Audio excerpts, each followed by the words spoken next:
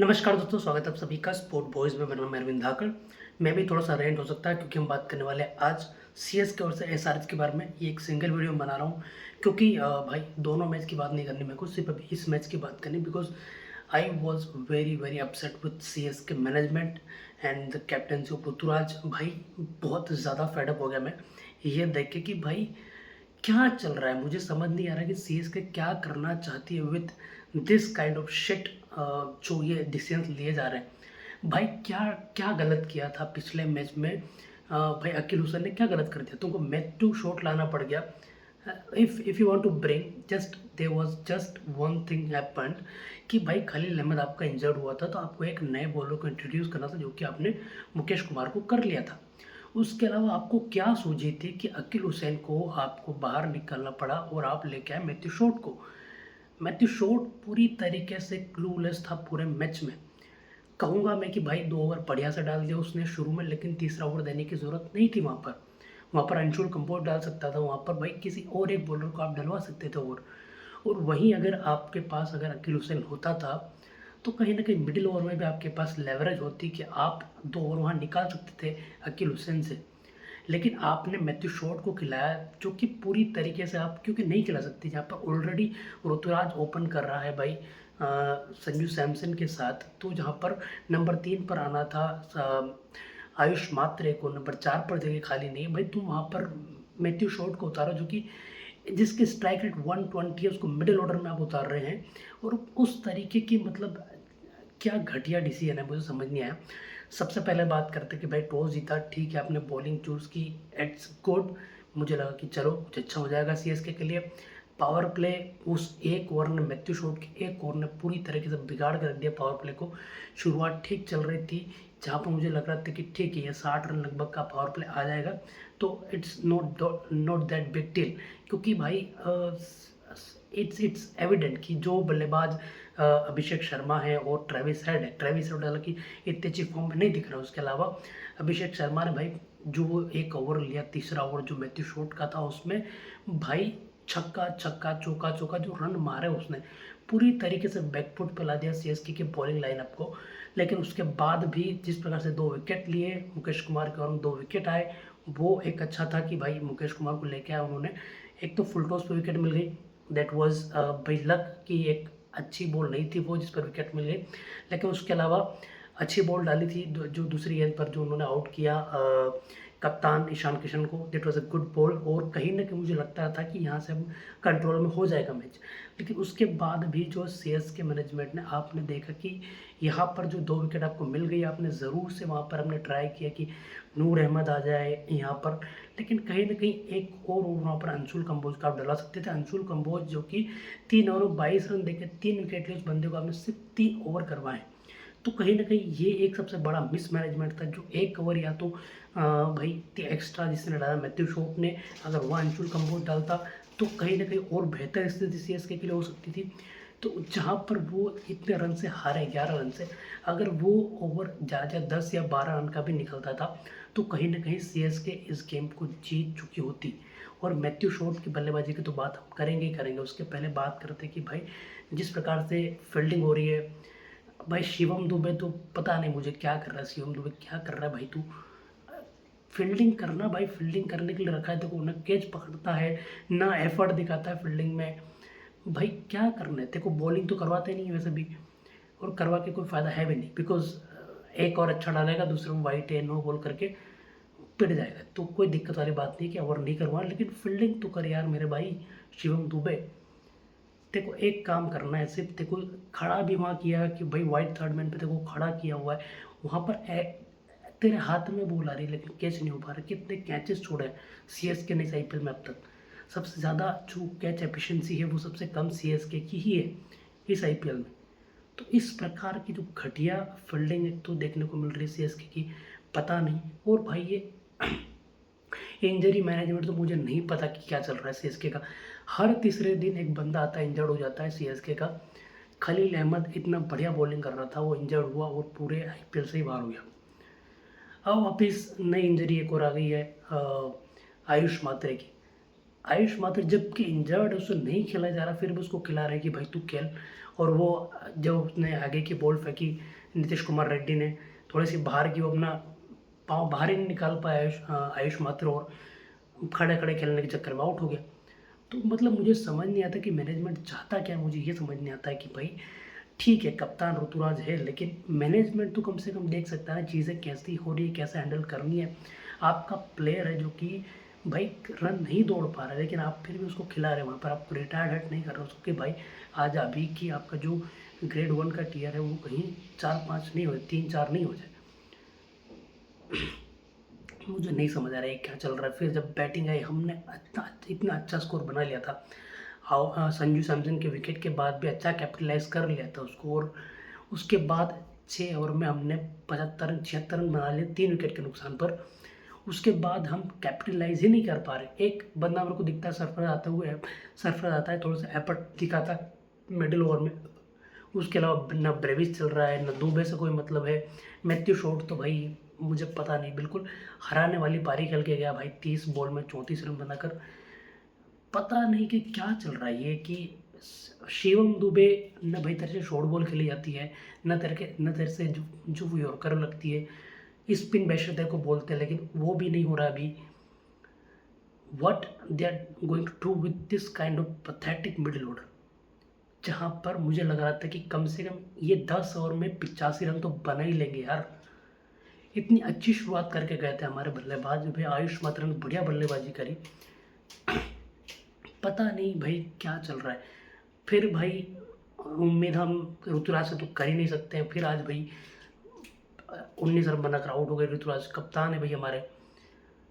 I want to back my captain Ruturaj, but भाई तू कुछ खुद से तो दिखा कि मैं चाहता हूँ ये, वो भी नहीं दिख रहा है।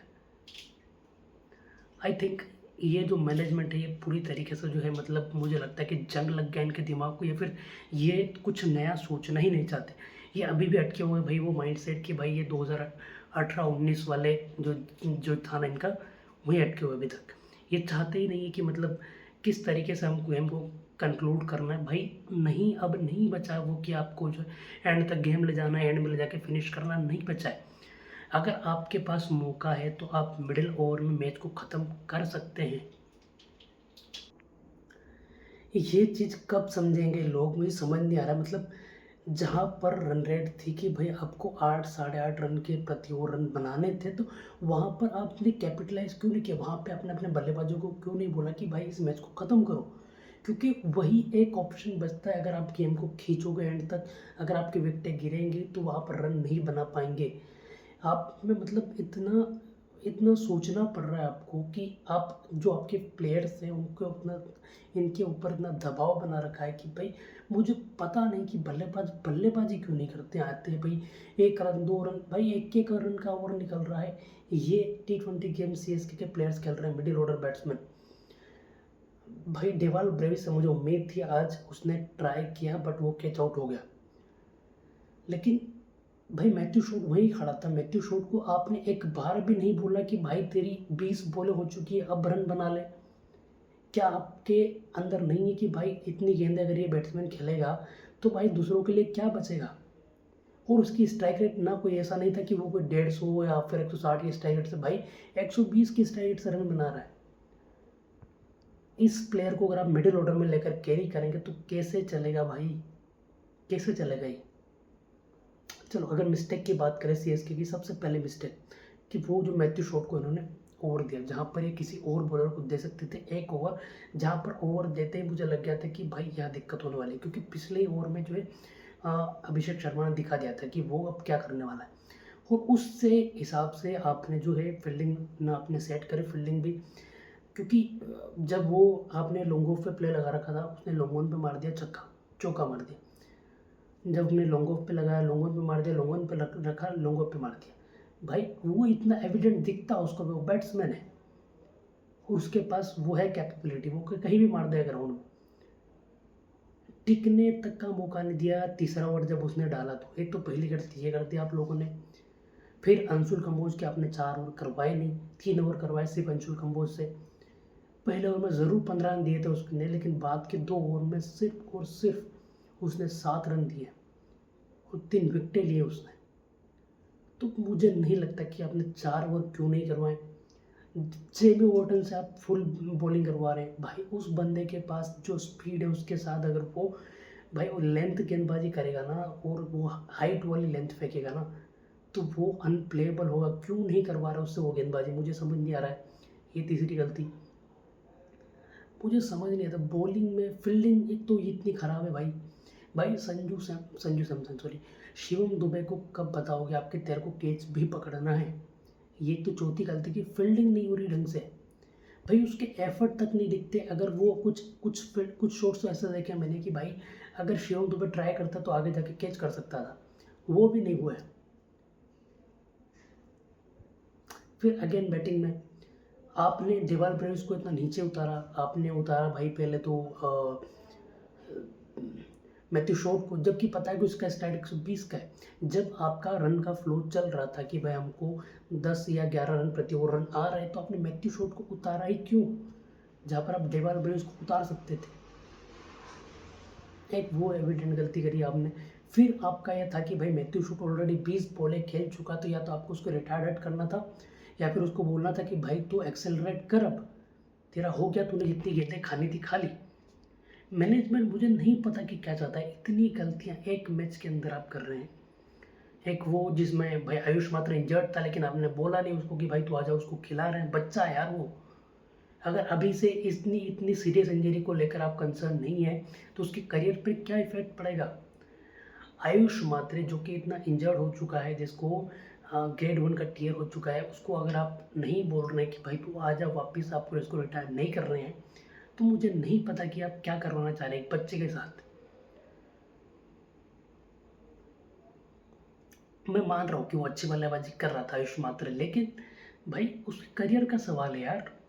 और अगर अभी से वो ऐसी इंजरीज को झेलता हुआ जाएगा तो आगे उसके करियर में कैसे वो जो है अपने आप को जो है खड़ा कर पाएगा। ये ठीक है, अगर ये टीयर 1 की इंजरी हुई तो भाई यहाँ पर मुझे लगता है कि 10 दिन का जो टाइम रहता, 10 या 14 दिन का टाइम रहता जिसमें वो रिकवर कर जाए। लेकिन फिर एक बड़ी चीज़ सीएसके के लिए हो जाएगी कि एक बैट्समैन चला गया आपका। यहाँ पर आपके पास उर्विल पटेल पड़ा है यार, उर्विल पटेल आपके पास पड़ा है जो इतना बढ़िया बैट्समैन है T20 का, उसको आप नहीं खिला रहे हैं, उसको टीम में जगह नहीं दे रहे हैं। आई डोंट नो कि क्या चल रहा है, सीएसके मैनेजमेंट करना क्या चाह रहा है।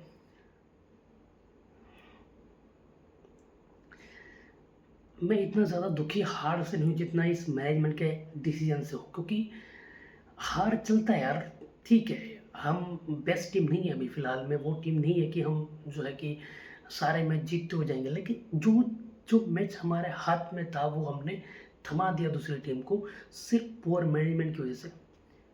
ये एक क्लियर एविडेंट गलती है सीएसके के मैनेजमेंट की और ऋतुराज की कप्तानी की, जहाँ पर मुझे लगता है कि अब थोड़ा सा वोकल हो जाना चाहिए ऋतुराज गायकवाड़ को उसकी कप्तानी को लेकर। अगर ये चाहता था कि भाई कि ये चाहता है कि भाई मेरी टीम जो है वो थोड़ी स्टेप अप करे, तो मुझे लगता है कि सीएसके को जो है ऋतुराज को भाई बोलना पड़ेगा कि you have to do better.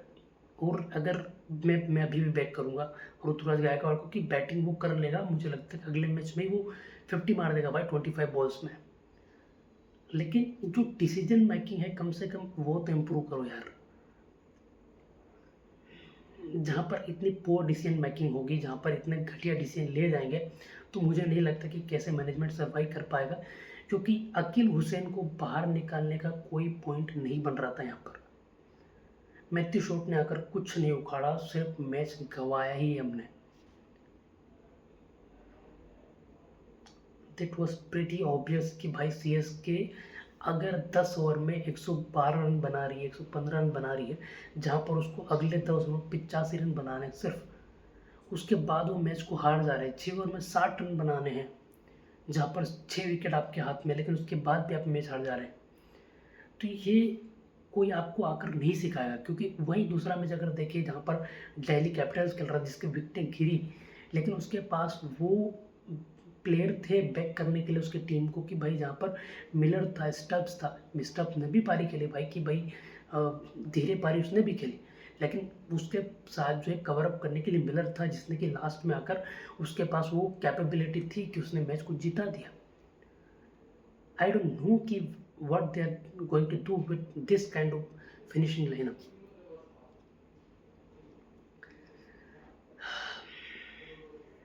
Okay, let's see कि अब क्या मैनेजमेंट डिसीजन लेगा। मैथ्यू शॉट मुझे नहीं लगता कि अगला मैच खेलना चाहिए। वापस से अक्किल हुसैन को लाओ और मुकेश कुमार को लाए हो, मुकेश चौधरी को लाए हो तो भाई यूज़ हिम बेटर। अगर आयुष माथुर को इंजरी होगी तो प्लीज़ उर्विल पटेल को लाओ, और अगर किसी की ज़रूरत है तो भाई रामकृष्ण घोष है, उसको खिला लो। पर यार मैथ्यू शॉट नहीं कर सकता। मैथ्यू शॉट नहीं है उसके पास कैपेबिलिटी कि वो आकर भाई ताबड़तोड़ रन बना देगा। मैं कहूँगा बीबीएल में रन बना ली, लेकिन यहाँ पर बहुत ज़्यादा डिफरेंट है आईपीएल और बीबीएल, जहाँ पर आपको जो है उतनी ज़्यादा लेवरेज मिल जाती है। बीबीएल इट्स नॉट लाइक कि वहाँ पर बहुत ज़्यादा प्री प्लानिंग होती है, सब कुछ होता है, वहाँ पर नहीं होता है चीज़ें। IPL is much higher grade than BBL. तो यहाँ पर आपको बहुत ही प्रोफाउंड प्लेयर चाहिए होगा, जो कि आपको जो है 150 के स्ट्राइक रेट से कम रन बना कर दे। नहीं तो जहाँ पर बल्लेबाज 200-250 रन के स्ट्राइक रेट से रन बना रहे, वहाँ पर सीएसके के पास ऐसा फिनिशर भी नहीं है जो 150 के स्ट्राइक रेट से रन बना दे। शिवम दुबे को स्टेप अप करना पड़ेगा भाई, तेरे को मैच जिताने पड़ेंगे Shivam Dube, if you want to be Shivam Dube in the team. I don't think so कि वो शिवम दुबे से हो पा रहा है सही से। He has to step up for this kind of situations. I am just hoping कि भाई MS धोनी आ जाए जल्दी से जल्दी, और भाई कुछ नहीं तो कम से कम डिसीजन मेकिंग अच्छी हो जाएगी। बस मैं ये चाहता हूँ कि थोड़ा सा अच्छा डिसीजन लें, और जो प्लेयर हमने खरीदे भाई 14-14 करोड़ के, क्या करोगे? उनका अचार डालोगे? 14-14 करोड़ में तुमने 2 प्लेयर खरीदे, उनको खेलने का मौका तक नहीं मिल रहा है।